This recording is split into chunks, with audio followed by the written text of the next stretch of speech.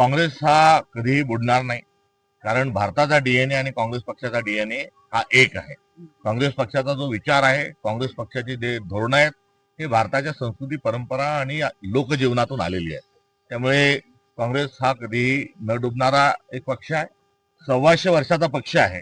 एक जाज्वल्य स्वरूपाचा इतिहास आहे.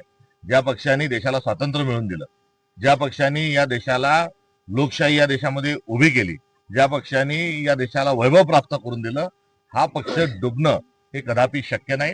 देशाला स्वातंत्र्य मिळवून देणाऱ्या स्वातंत्र्य सैनिकांची किंमत ज्यांना माहित नाही, त्यांना या देशाच्या स्वातंत्र्यानंतर 2 पंतप्रधानांचं बलिदान झालं ते विसरतात आहे. महात्मा गांधींचा पहिला दहशतवादी हमल्यामध्ये त्यांचा खून झाला आहे हे विसरतात आहे. आणि अशा प्रकारचे वक्तव्य करणं म्हणजे राष्ट्रद्रोहातील एक विषय असू शकतो का, हा माझा उलट प्रश्न आहे. त्यांच्या वक्तव्याला विनाकारण तोडमरडून दाखवलं गेलं. त्यांचा जो भावार्थ होता आणि त्यांचं जे सांगणं होतं हे नीटपणाने नेमकेपणानं हे समजून घेण्याची आवश्यकता आहे. कुठेतरी यामध्ये एक मोठा वर्ग या राजकीय अभिनिवेशामध्ये अजूनही आपलं वर्तन ठेवत आहे आणि कुठेतरी आपल्या विचाराचा आणि विरोधक जर असला तर त्यांच्या वक्तव्याला कुठेतरी राजकारण केलं जात आहे, अशी एक दुर्दैवी बाब सध्या समोर येते आहे.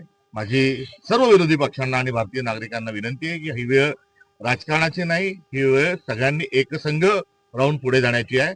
26/11 आपल्या देशातल्या राजकीय लोकांनी आणि नागरिकांनी कसं वागू नये याचं एक उदाहरण आपल्या पुढे स्थापित करून ठेवलंय.